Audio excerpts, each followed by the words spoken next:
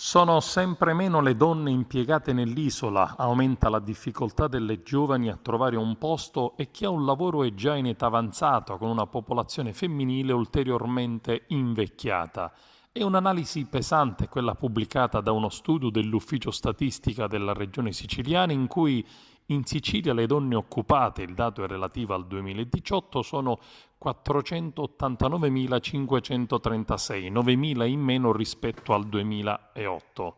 Nello stesso periodo l'occupazione femminile in Italia mostra viceversa una crescita di quasi 500.000 unità, considerando che nello stesso periodo l'occupazione maschile ha visto una flessione di circa 374.000 posti e nella sola Sicilia una perdita di oltre 107.000 posti, come evidenziato dal rapporto. L'occupazione femminile rappresenta il 35,9% del totale dell'isola, con un evidente e progressivo invecchiamento della fascia femminile.